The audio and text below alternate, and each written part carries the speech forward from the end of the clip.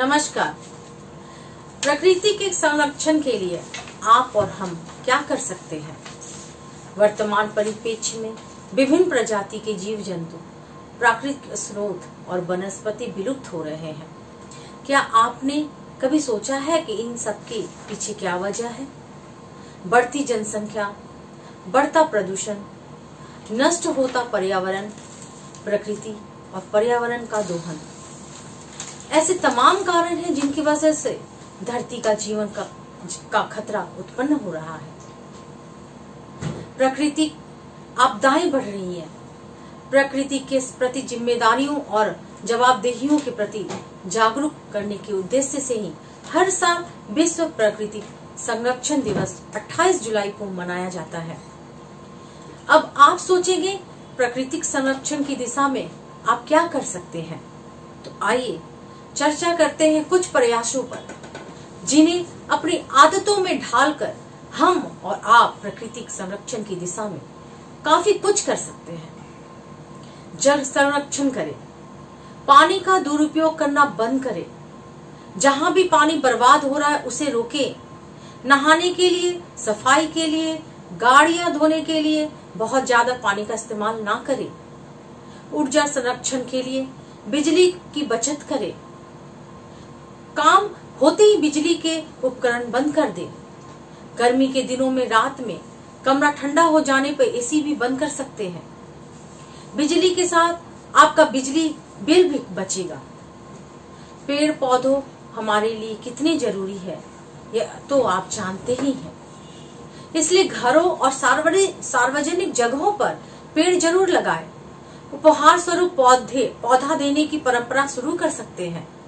लोग ऐसी शुरुआत भी कर चुके हैं, जिसे बड़े पैमाने पर अपनाए जाने की जरूरत है। बागवानी करें, खुद सब्जियां उगाएं। बाजार में मिल रही सब्जियां कीटनाशक और रसायनों का इस्तेमाल कर उगाई जाती है। यह रसायन पर्यावरण के लिए और ऐसी सब्जियां आपके स्वास्थ्य के लिए हानिकारक होती है। ऐसी चीजों को खरीदें जिसका दोबारा इस्तेमाल किया जा सके और साथ ही वो प्रकृति में खुद से सड़ गड़ जाते हैं। जैसे पॉलीथीन की जगह कागज या जूट के बैग। गंदगी ना फैलाएं। इधर उधर कूड़ा फेंकने की बजाय कूड़ेदान में फेंके। संभव हो तो खुद ही जैविक कचरों की कंपोस्टिंग करें। गंदगी नहीं होने से बीमारियां नहीं फैलेगी और कंपोस्ट खाद का इस्तेमाल खेतों में या बागवानी में किया जा सकेगा। धूम्रपान ना करें, यह आपके स्वास्थ्य के लिए हानिकारक है और पर्यावरण के लिए भी। वायु प्रदूषण कम से कम हो, इसके लिए वाहनों का इस्तेमाल कम करें। कम दूरियों के लिए साइकिल का प्रयोग करें और इसे अपनी आदत बना लें। सबसे जरूरी बात यह है कि लोगों को प्रकृति, पर्यावरण और ऊर्जा संरक्षण के बारे में बताएं। मैं ललिता कुमारी, धन्यवाद।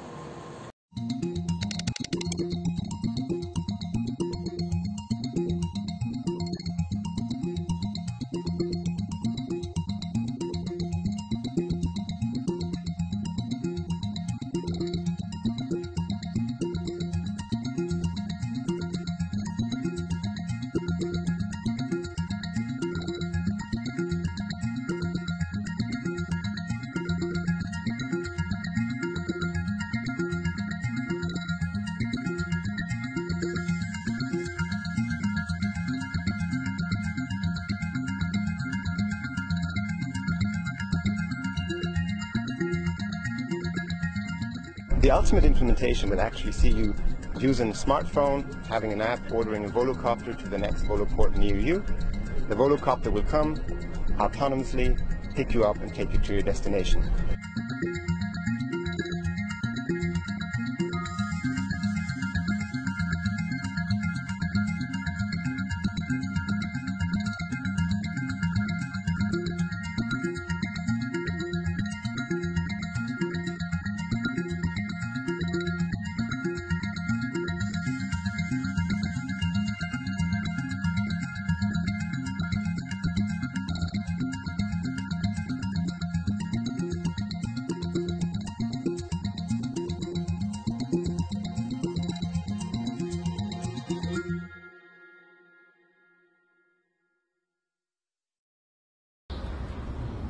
ये सब अलाउड नहीं है मैडम। भैया बस राखी बांध कर चली जाऊंगी। एक कोविड वार्ड है मैडम, समझा करो। अच्छा ये राखी दे दो ना प्लीज। भैया हैप्पी रक्षाबंधन।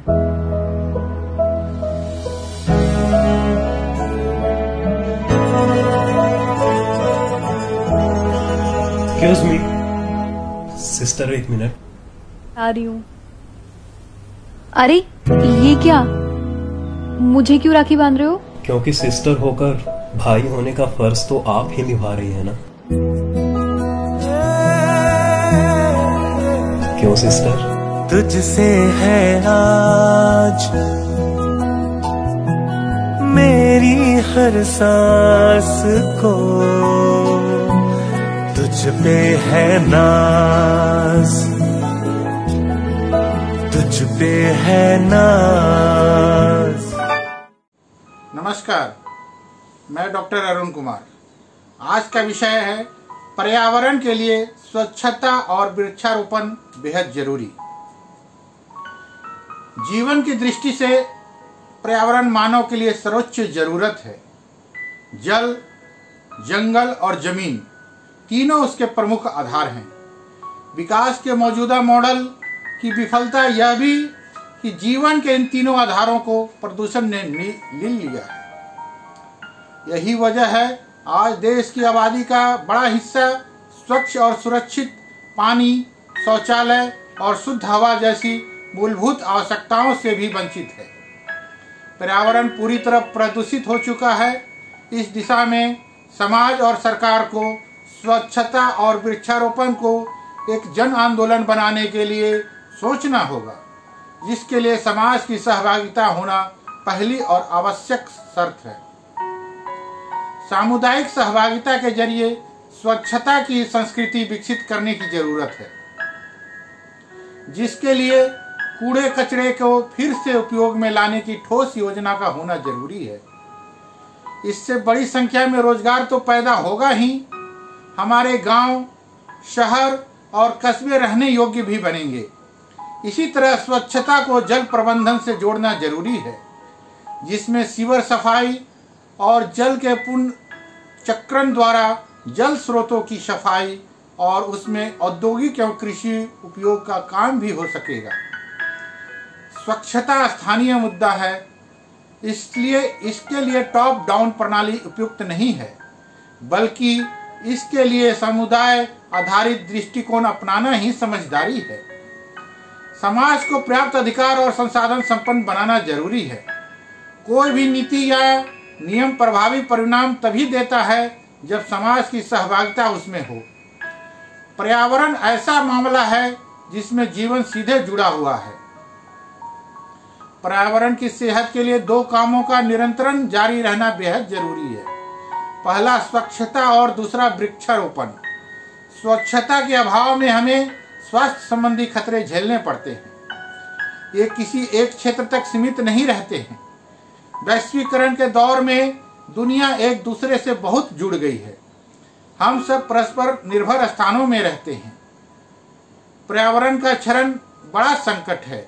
इस चुनौती का सामना सामुदायिक सहभागिता के लिए जरिए ही संभव है। पर्यावरण संरक्षण के लिए वृक्षारोपण अहम पहल है, क्योंकि जीवनदायिनी ऑक्सीजन का एकमात्र स्रोत वृक्ष ही है। मानव जीवन वृक्षों पर ही निर्भर है। यदि वृक्ष नहीं रहेंगे तो धरती पर जीवन संकट में पड़ जाएगा। किसी भी राष्ट्र या समाज अथवा संस्कृति की संपन्नता वहां के निवासियों की भौतिक समृद्धि में निहित नहीं होती, बल्कि वहां की जैव विविधता पर निर्भर होती है।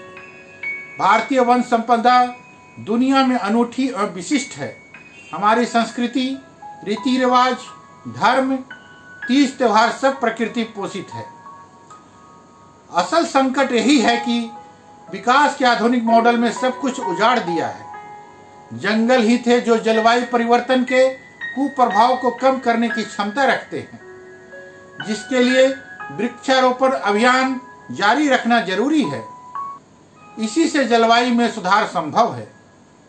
पेड़ पौधे प्रकाशन संश्लेषण के माध्यम से कार्बन डाइऑक्साइड को कम कर ऑक्सीजन देने की महती भूमिका में है।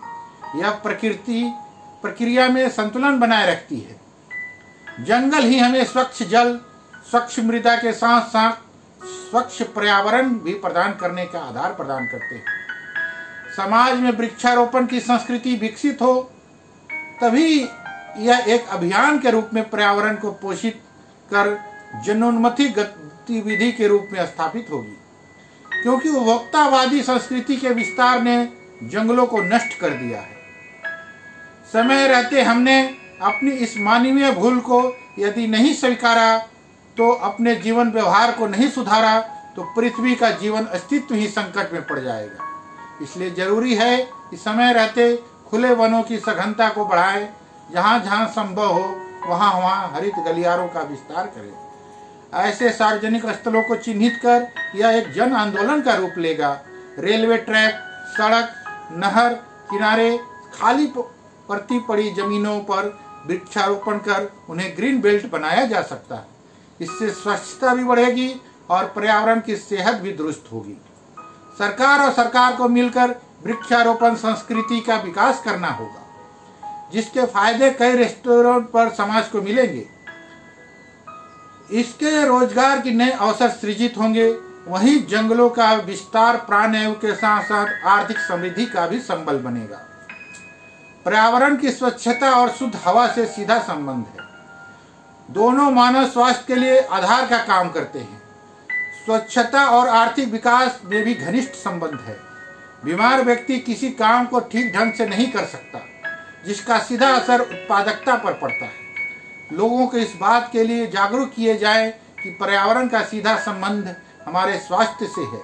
पर्यावरण प्रदूषण से मानव स्वास्थ्य बिगड़ता है।